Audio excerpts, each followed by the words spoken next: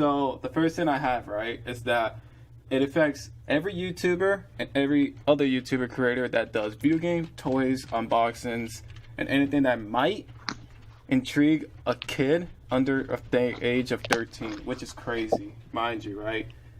And to make that context not even worse, they actually want you to market content for kids or not, but the machine will find out that if it's a kid or not, it might harm them. So like it kind of breaks the purpose of the checkbox. Don't you agree? Yeah. Yeah. This is like really serious suicide because it's like number one, I've known that for years, the last few generations on YouTube, we've been abusing the system, giving false information because that's how they collect data. The metrics, likes, dislikes, comments. You know, just to create them ads.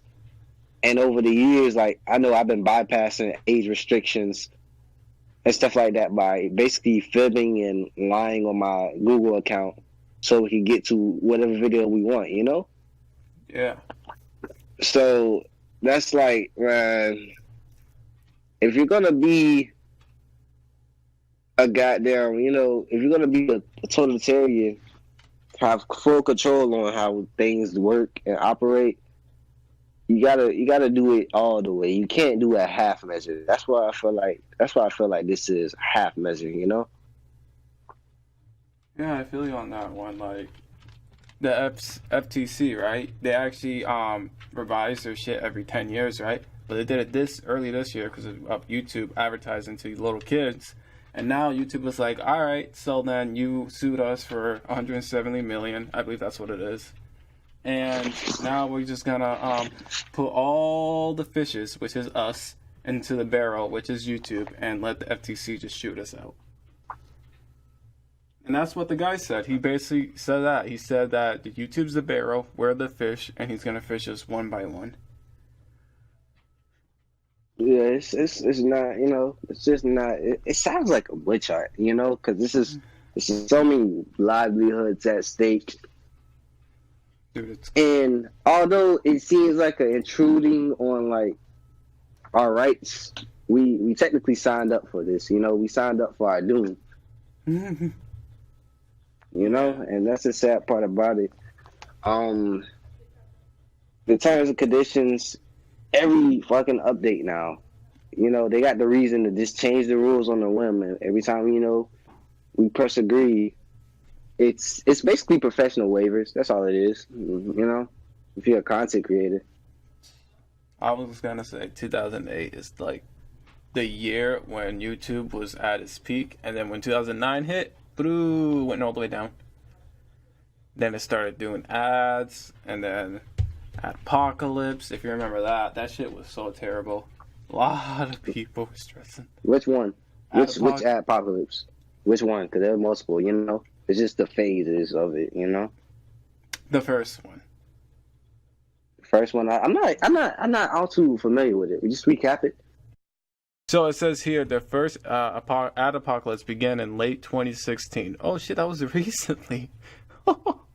When YouTube decided to focus on promoting family-friendly content following backlash of critics over content. Advertisers threatened to leave YouTube, so YouTube tightened their restrictions. The ad apocalypse changed the way some creators approach YouTube. So it happened at late 2016. That's crazy. Okay, I remember that. So basically, 2016 was a good year for YouTube because that was their biggest year of YouTube. Like, literally, they had dropped some stats for it. I can't name off the top of my head, but I seen it. And that was one of their biggest years ever. Like, there was after that. So, and oh yeah, PewDiePie, he had that controversy as well. Bless me. But PewDiePie had a controversy as well. When he's on stream and he had said the N-word. Yeah, I remember that. Yes. So, like, YouTube, because they host these type of videos on their platform, they'll automatically be responsible for it or for promoting it when something goes haywire. They're not looking for celebrities because I did my own research too. YouTube is not looking for celebrities at all. Any celebrity, unless you're kind of already got clout off of YouTube, then you could kind of use the platform. But if you come up on YouTube and gain your own brand and status doing it, because they feel like they have to take care of you and they're responsible for your actions. So, when PewDiePie did that, that was a big no-no. That was a big hurt to their brand, because it's like, oh, well, YouTube hosts that type of stuff for him to say that, if he feels so comfortable. And yeah, man. Dude, it's just FTC doesn't even know what to do with it, and that's why they're putting so much restrictions. And I bet you, I guarantee, there's gonna be some other website that's gonna be better than YouTube and able to algorithm the better way, and that's gonna be the new YouTube. Because this YouTube, honestly, it's dying slowly. It's dying slowly, man. It may look like we're still getting new content creators and all that stuff, but just McJurger Nuggets. He's basically a skit guy, and he had to restrict himself because of YouTube algorithm. And now I believe he made his own website of like similar to YouTube, and he's doing it next year in 2020. He's quitting YouTube, and he's gonna be uploading over there, so he won't have to restrict his content, and he could be as creative as he wants. That's the ideal situation right now. Like, the easiest thing to do is say, okay, we could just go leave. We don't like the rules. We don't like what's happening. That's the simple way to put it. Because it's like everybody, it will solve all the problems, but then again, like, most of those websites and those ideas will be personalized. Number one, I'm talking about only the people with the funds and the resources to create their own sites. They can really do that and still survive that jump, because like it's really hard to switch a platform which you've been uploading to, and getting people to follow you if they really follow you or like your content. The platform from Instagram to Facebook to YouTube, that's really hard. Yeah, it's hard to keep up with that. So if you're gonna do that they're gonna have a personalized platform for the most part, where they're safe, they're secure, they're prioritized. So it's gonna create a very new power struggle and a power imbalance between anybody else who kind of, it's more like a refugee camp before anything. A new competitor can rise up, like Twitch, Mixer, whatever, or even some other new third-party app that kind of host videos on, but that's going to be new problems in itself, because 9 times out of 10 that site was more like a exit path, or a safe haven. Now kind of, it exceeded maximum capacity of content creators. They don't know how to run it. New problems arise, and it's cycles, man. It's just cycles. You understand? Yeah, man. That's how it is. So, but it's also good to have competition too. It's really good. True. If you have competition, there's more benefits to it. If there's no competition, then they could just do whatever they want. Because my videos, right? They could see that as mislabeled, because my Minecraft videos could be looked at as, since it's only a really E10 plus game, they could see that as, he's targeting to our kids. Let's charge him $42,000 of a fine because he uploaded a Minecraft video, and they haven't changed anything at all. Then I'm gonna have to do it that way, or just find a different source of uploading my content, such as Switch or Mixer. Yeah, man. It's like the worst ultimatum ever, man. Like, I couldn't believe it was real either, because number one, these are people we're dealing with. It's the government we're dealing with. They're gonna get their money, regardless of what we kind of think. You feel me? This is a settlement. This outcome is a settlement, because YouTube didn't want smoke with the FTC. They were losing a lot of battles. So the fact is that they settled for $170 million to give the forfeit to the FTC. That's off rip. So the FTC's one, they're gonna start eating immediately. So the ninth is kind of like when they start enforcing it. This is like a grace period right now until something kind of combats it. And they really can't do much. There's not much say or influence you can really do on this situation right now. So, yeah, with your content like yours, man, yeah, you play games that can be appealed. Just the mere fact that it has the reach to catch a kid's attention, you can't control that, number one. So, you can never control that. That's not your fault. But the fact that they're going to treat you like it is, or you're trying to manipulate a system, that's just too broad, that's too impartial, and that's too unfair, So just imagine trying to upload your favorite Mario game, but you can't do it because you're too scared that freaking FTC might track you down because every kid loves Mario. Every kid loves Mario. And if they see a Mario video, kids are going to click on it. So Yeah, man. So it's like, it's weird. It's very, very weird. This is going to be a tough decision. And I mean, I'm just saying it right now, man. The FTC is going to eat first before anything. They got first dibs. So, they'll have always more to gain by just being, unfair, unbiased, and predatory with their judgments, whether it's a person or an algorithm. So it's like, all right, shit, I seen some Fruity Pebbles in your vlog, I seen a dog in your vlog, You was playing Fortnite, oh, that's done. It's Fortnite channel, any specific game, specific channels, those are done. No Fortnite, no Call of Duty mods. Although that's an M-rated game, yeah, but kids love video games. Video games, the fact that the term video games itself was just labeled as a criteria and not any specific, like, 10 and up, E for everyone. Or, it was just so broad and so undefined. It's unfair, man, really. So, yeah, like I said, if you're a Fortnite channel, you're gone. That's it. It's over for you. I'm sorry. It is. Minecraft channels is over. I'm sorry. Like, it's over for you. You can't do anything about it. Yeah, man. There's only going to be, literally, the only thing that's going to be on the internet is going to be food challenges. That's I never thought of it like that, man.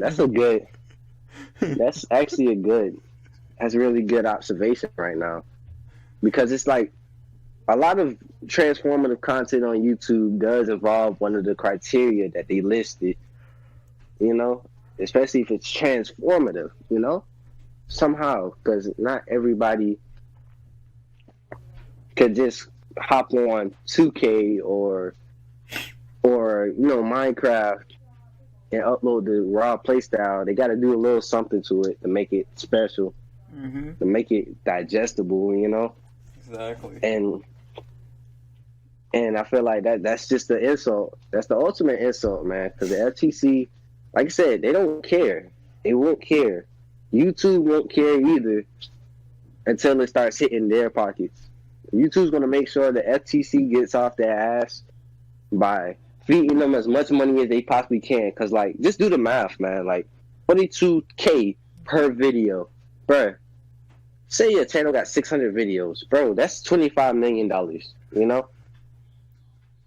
Easily. And you have to pay that. You feel me? You have to pay that. You don't got to say, really, It's all about money in this world, man. People are like, this world is getting more greedy and greedy. It really is, man.